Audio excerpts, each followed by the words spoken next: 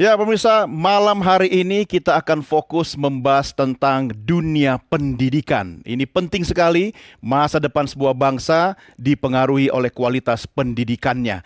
Nah, kali ini saya mengingatkan Anda lagi, beberapa waktu belakangan ini tentu kita menyimak dari beragam media, peristiwa, pemberitaan tentang soal seleksi nasional berdasarkan prestasi.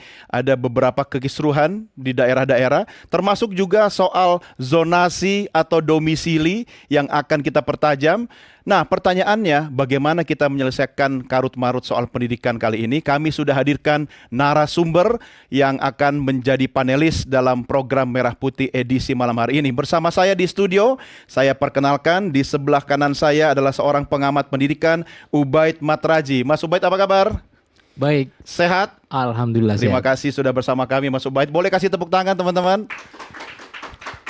Kemudian di ujung sebelah kanan, sahabat lama saya, sudah lama tak basuo, ya, Danang Hidayatullah, Ketua Umum Ikatan Guru Indonesia. Mas Danang, apa kabar? Selamat sore, selamat malam. Sehat? Sehat, Alhamdulillah. Ini jasnya Ikatan Guru Indonesia ya? Ini jas khusus Ketua Umum Ikatan Guru Wih, Indonesia. keren banget ini, warnanya juga cerah ya? Ya, didesain khusus untuk malam ini. Asik. Mudah-mudahan secerah masa depan pendidikan kita ya. Amin, amin. Amin. Baik. Dan pemirsa dimanapun berada, kita juga menghadirkan narasumber, yaitu Wakil Ketua Komisi 10 DPR RI, Lalu Hadrian Irvani. Pak Lalu Ari yang hadir melalui sambungan Zoom. Selamat malam Pak Lalu Ari.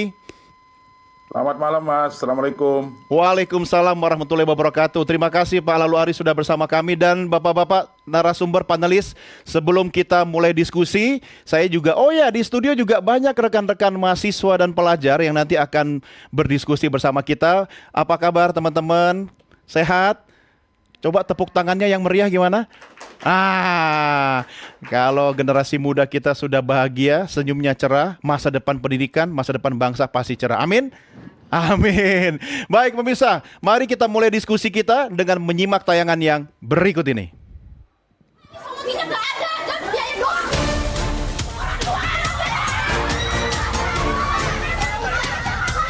Di Depok, Jawa Barat terancam tidak bisa mengikuti seleksi nasional berdasarkan prestasi atau SNBP.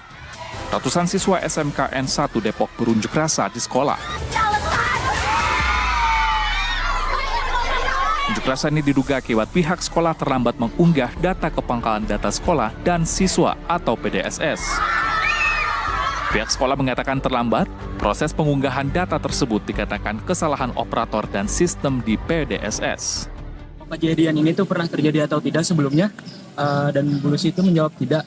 Tapi ternyata kejadian ini pernah terjadi sebelumnya di tahun sebelumnya dan itu terlambat 1 minggu. Tapi masih bisa daftar karena dikasih penangguhan selama 1 minggu. Nah, yang jadi pertanyaan kita, kenapa sekolah tidak menjadikan bahan evaluasi itu untuk tahun-tahun ke depannya, tapi kenapa masih terjadi seperti ini? Kendalanya itu karena keterlambatan sih sebetulnya. Jadi terlambat. Jadi operator ya, operator kami terlambat dalam memasukkan data ke sistem tersebut.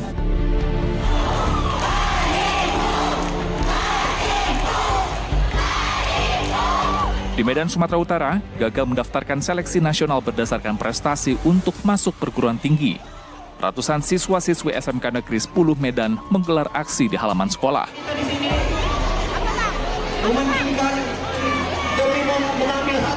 Mereka membawa poster dan spanduk yang bertuliskan tuntutan mereka agar bisa mendaftar SNBP untuk masuk perguruan tinggi.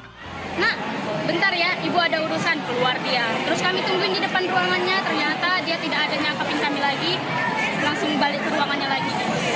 Terus, kebesokannya harinya lagi kami datang lagi nanya sama dia, Bu kayak gimana prosesnya, terus dia ngasih tahu masalah sistem, tapi dia nggak ngasih tahu sistemnya itu salahnya di mana. Terus diulang-ulang kayak gitu, sampai akhirnya dia manggil seluruh siswa eligible ke aula, namun tidak ada konfirmasi dari wali kelas, jadi hanya siswa-siswa aja yang tahu.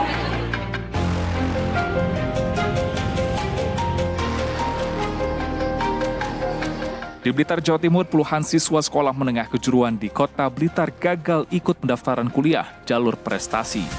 Kejadian ini diduga akibat oknum pihak sekolah yang lalai dalam melengkapi pangkalan data sekolah dan siswa. Sebagai bentuk pertanggungjawaban, pihak sekolah menjanjikan kompensasi berupa bimbingan belajar kepada para siswa yang gagal mendaftar. Ya, sekolah sudah berusaha semaksimal mungkin.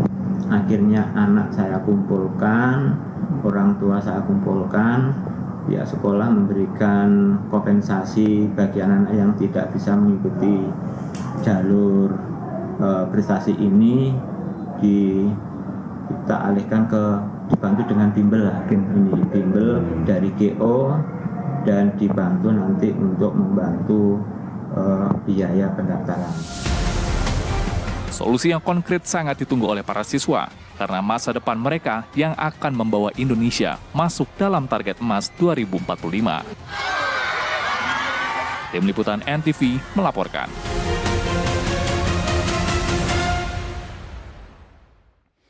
Langsung kita diskusikan pemirsa, saya ke Mas Danang dulu. Kisruh soal SNBP.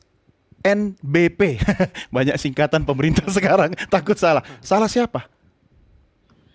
Iya, pertama saya sebelum ke sana ya, saya mengapresiasi dulu pemerintah yang sudah mempertahankan 4 jalur untuk penerimaan murid baru. Meskipun ada pergantian dari istilah peserta didik jadi murid gitu ya. Iya.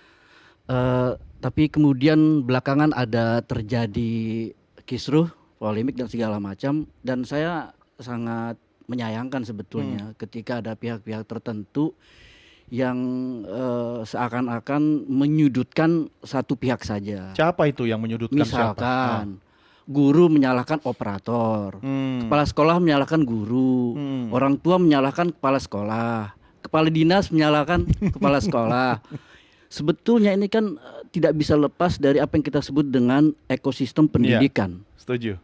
Siswa atau sekarang istilahnya murid, guru, termasuk tata usaha, dinas, dan termasuk pemerintah pusat. Ini kan satu ekosistem pendidikan. Cuma guru yang ada di garda depan yang jadi sasaran tembak ya. Itu masalahnya. Sudah sekian banyak masalah yang dihadapi oleh guru, kemudian ada masalah yang seperti ini yang diungkapkan oleh masyarakat, itu ini adalah kesalahan guru. Padahal kalau kita lihat secara holistik, ini ada peran supervisi juga dari dinas, dari pusat, bagaimana termasuk sistemnya, apakah sudah bisa kita lihat, bisa memantau sama-sama bahwa ada update tentang siswa dan lain-lain. Jadi memang ini bukan kesalahan satu pihak, tapi iya kan kita bicara ekosistem ya. Tapi sebenarnya peran guru dalam seleksi jalur prestasi ini di mana sebenarnya, Mas Danang? Tentu peran guru ini sangat krusial ya. Mengapa? Karena memang yang menentukan siswa ini layak atau tidak layak untuk masuk ke dalam daftar siswa yang berprestasi itu gurunya adalah guru, termasuk ada guru BK, dan pasti tentu saja keputusan final ada di kepala sekolah. Ya kita dari organisasi profesi guru juga nggak menafikan bahwa ada tadi yang disampaikan di alasan-alasan kelalaian, hal-hal teknis dan lain-lain. Tapi ini semua nggak bisa disamaratakan. Saya belum masuk ke soal teknis ya. Tapi kan yang menentukan itu murid itu layak atau tidak pasti guru yang pertama kan? Betul. Oke, kita jangan masuk ke teknis dulu. Karena nanti kalau bicara teknis, sebenarnya guru itu di sini sebagai guru atau sebagai admin. Nanti kan, ya kan? Betul. Masalah lagi gitu kan? Kita harus proporsinya harus sesuai gitu kan? Saya ke Mas Ubaid dulu. Kalau dari kacamata Anda sebenarnya karut marut ini bisa diurai nggak sih? Dan dari bagaimana sebenarnya kita harus melihat ini? Jadi kalau soal ada banyak siswa yang protes gara-gara mereka gagal masuk perguruan tinggi jalur prestasi, itu sebenarnya input data di PDSS itu kan kegiatan rutin setiap tahun.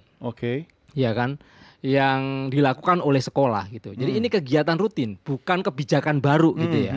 Mestinya hal yang rutin itu ya bisa dikerjakan, ibarat kata sambil merem juga bisa gitu. Terjadwal juga harusnya. Terjadwal, sudah tahu lah ritmenya seperti apa gitu. Dan update data itu kan semudah tekan enter atau ngeklik sekali itu udah masuk data gitu. Ya, tapi siapa yang dimasukin data kan ada prosesnya toh Mas? Iya, artinya ada rekap dan seterusnya. Tapi proses inputnya itu kan infonya bukan H-1 kan. Iya. H-30 sudah bisa diinput gitu. Kenapa kemudian sampai terjadi keterlambatan? Kata kunci dari Anda kan sekolah ya. Sekolah ini kan terdiri dari macam-macam Ada kepala sekolah, guru, sebenarnya tata usaha. tidak hanya sekolah. Kalau tadi Mas Danang bilang ekosistem, Heeh. justru karut marutnya di semua terlibat gitu ya. Di ekosistemnya itu. Misalnya di daerah situ adalah wewenang dinas pendidikan misalnya, pemerintah daerah.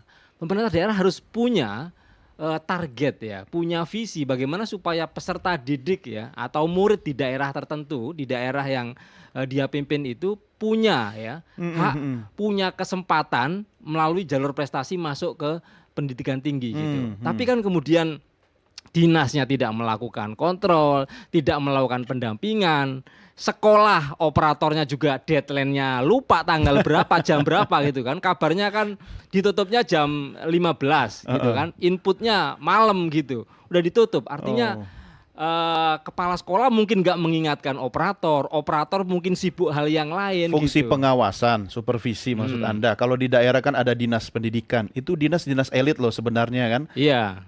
Kenapa? Ya jelas itu artinya kan dinas pendidikan tidak sampai melakukan supervisi sampai sejauh itu gitu. Ya namanya juga dinas, sibuk berdinas. Iya, tempat jadi lain. yang kita tahu ya, persoalan pendidikan kita ya, ini dijalankan seperti ya business as usual aja gitu loh.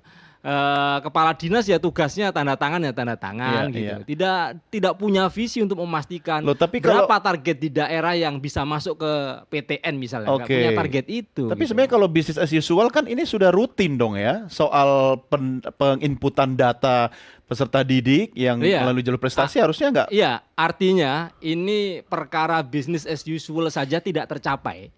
Apalagi muluk-muluk Indonesia emas yang pendidikan berkualitas, literasi, numerasi itu jauh sekali, effortnya jauh sekali. Ini Oke, kan oke, iya. klik data PDSS tuh sambil merem kan bisa. Itu aja lepas. Iya, gitu iya. ya. Sabar Mas. Iya. Dari sebagian satu sudah gaspol juga nih.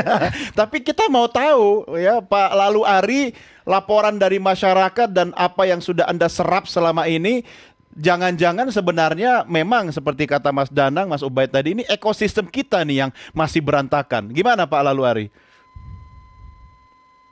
Ya, baik. Jadi memang yang terjadi kemarin ini kan cukup mengejutkan kita sebenarnya. Dan ini nggak boleh terjadi lagi di masa-masa yang akan datang. Karena memang betul disampaikan Mas Ubaid tadi bahwa pengisian PDSS ini kan kegiatan rutin yang selalu dilakukan oleh sekolah setiap tahunnya. Ya. Nah, melihat situasi terakhir kemarin, memang kalau kita menyalahkan siapa, pertanyaannya ya saya tidak mau menyalahkan siapa-siapa. Semua harus tetap kepada koordinasi dan komunikasi yang baik antara pihak sekolah, kemudian dinas pendidikan provinsi, kemudian kementerian baik Dikdasmen maupun Dikti-Saintek. Nah, sejak persoalan itu muncul, kami berinisiatif untuk melakukan komunikasi dengan Kemdikti-Saintek, bahkan dengan Panitia Nasional SNBP. Panitia Nasional menyampaikan bahwa sebenarnya sekolah itu sudah diundang jauh-jauh hari.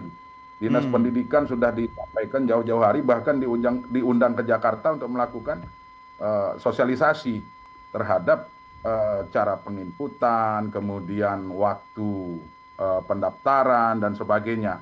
Jadi kalau dari rukunnya ini sudah dia laksanakan sebenarnya. Ya. Nah, cuman persoalan ya keterlambatan itu kan banyak faktor. Misalnya di sekolah tersebut operatornya belum memahami terkait dengan cara penginputan di PDSS. Kemudian ada lagi yang mengatakan bahwa jaringan di sekolah tersebut, jaringan internet ya, karena memang ini kan by system, by online. Nah, jaringan di sekolah tersebut informasinya itu terganggu pada saat melakukan penginputan. Nah, inilah berbagai macam alasan-alasan yang disampaikan. Nah, dalam komunikasi yang kami lakukan dengan kementerian, baik Dikti-Saintek maupun Dikdasmen, justru tahun ini pendaftar itu meningkat dari tahun 2024. Ya. Kemudian sekolah yang berhasil masuk untuk menginput PDSS tersebut meningkat, karena memang pendaftarnya meningkat, ya otomatis jumlah sekolahnya pun meningkat gitu. Jadi yang terjadi kemarin hanya beberapa saja dari sekolah-sekolah kita di seluruh wilayah tanah air. Oke. Nah, tetapi kalau kesalahan itu ditujukan kepada Kemdikti-Saintek maupun Dikdasmen, ya mereka menyatakan bahwa sudah melakukan kewajiban untuk sosialisasi, kemudian melakukan pemanggilan, mengundang teman-teman di daerah, kepala-kepala dinas, kemudian pihak sekolah pun melalui online mereka juga sudah tersosialisasikan. Nah, kemungkinan ini ada yang terjadi di sekolah. Nah, tentu melalui kesempatan ini juga saya berharap kepada sekolah-sekolah kita, karena ini kan syarat dengan kepentingan. SNPMB ini ada 3 jalur, Mas. Ada 4 jalur lah. Pertama, jalur SBP namanya, yang ribut-ribut hari ini, Sistem Nasional Berdasarkan Prestasi. Yang kedua, SNBT, Sistem Nasional Berdasarkan Tes. Kemudian yang ketiga, melalui jalur mandiri, kemudian melalui afirmasi. Nah, melalui 4 jalur inilah siswa-siswi kita di tingkat akhir diberikan kesempatan oleh pemerintah untuk mengikuti ujian masuk perguruan tinggi. Nah, yang jadi persoalan ini kan SNBP. Tetapi dari data yang kami peroleh, tahun 2024 sekolah yang sudah melakukan finalisasi itu 20.696 sekolah. Sementara di tahun 2025 ada 21.414 sekolah. Artinya ini ada peningkatan. Iya. Berarti sebenarnya aplikasi PDSS itu tidak ada masalah karena terbukti per hari ini ada 1.414 sekolah yang sudah melaksanakan finalisasi di PDSS. Nah, kemudian siswa eligible di tahun 2024 itu ada 900.018 siswa. Ya. Nah, di tahun 2025 yang kemarin melaksanakan pendaftaran melalui PDSS, terdaftar siswa eligible 952.511, ada peningkatan. Ya, Nah, berarti kemarin yang ribut-ribut itu merupakan sebagian kecil dari sekolah-sekolah kita yang ada di Ya, dan kalau saya tanah konfirmasi air. kata Nah, Pak tapi Laluari kami- tadi, sebenarnya dari pusat ke daerah sudah menjalankan fungsi dan tugasnya ya. Nah, kalau saya amati berarti dari dinas ke sekolah, mungkin di situ ada gap, ada masalah, dan dari sekolahnya sendiri untuk menjalankan fungsinya, begitu Pak Laluari? Ya, saya melihat ya faktor itu yang lebih dominan di sini yang menyebabkan persoalan ya antara mungkin komunikasi antar dinas provinsi dengan SMA atau SMK yang kemarin masalah di PDS tersebut gitu. Baik. Sebelum break, Mas Danang, ini soal koordinasi kan gampang banget nih diucapkan, tapi memang diimplementasikan. Ada gap tadi kan yang seperti disampaikan Pak Laluari. Anda melihatnya di mana sebenarnya permasalahannya kalau bicara sebagai sebuah ekosistem? Ya, saya ucap terima kasih dulu ke Pak Lalu ya tadi klarifikasi bahwa secara sistem dan data itu menunjukkan bahwa sistemnya baik-baik saja. Ya, dan ada peningkatan. Tapi jadi pertanyaan ketika kemarin ketika sudah deadline ditutup, kok banyak dinas kepala sekolah yang datang ke Jakarta, ke Kemdikbud, ke Kemdikdasmen, ke Saintek untuk meminta dibuka kembali PDSS. Padahal dinasnya udah disosialisasiin sebelumnya. Itu jadi pertanyaan, artinya kan ada yang salah. Oke. Ada yang tidak sampai, ada tidak adanya pendampingan dan lain-lain. Kalau misalkan tadi disampaikan semua sudah baik-baik saja, mereka tentu akan menyelesaikan juga dengan baik-baik saja. Tapi terlepas dari itu, saya sepakat tadi Mas Ubaid bilang bahwa ini adalah pekerjaan yang sudah menjadi rutinitas. Dan tentu di lapangan banyak hal yang jadi persoalan selain tadi persoalan disparitas geologis gitu ya, geografis tentang ketersediaan internet, akses dan lain-lain.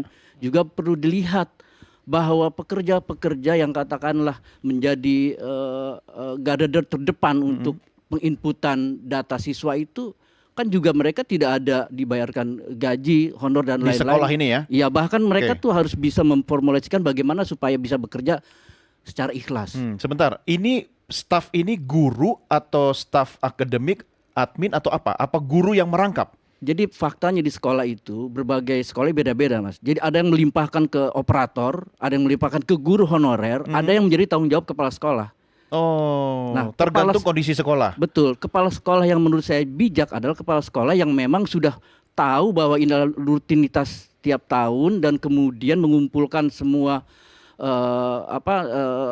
staff itu yang ada di sekolah, baik itu TU, kemudian guru-guru, mendiskusikan bagaimana solusinya sehingga sebelum deadline itu sudah bisa terlaksana. Ya, atau sebenarnya hitung mundur deadline-nya aja berdasarkan kondisi sekolah, distribusi tugas ya. Oke, ini soal manajemen sekolah ya. Tapi kita harus rehat dulu. Nanti Mas Ubaid, saya minta pendapatnya soal ini, tapi tentunya setelah yang berikut ini. Dan pemirsa, terima kasih buat Anda yang menyaksikan juga melalui live streaming kami di YouTube Nusantara TV Official. Silakan kalau ada masukan, pertanyaan dan komen, silakan tuliskan di kolom komen di YouTube dan jangan lupa like, share dan juga subscribe. Merah Putih segera kembali sesaat lagi.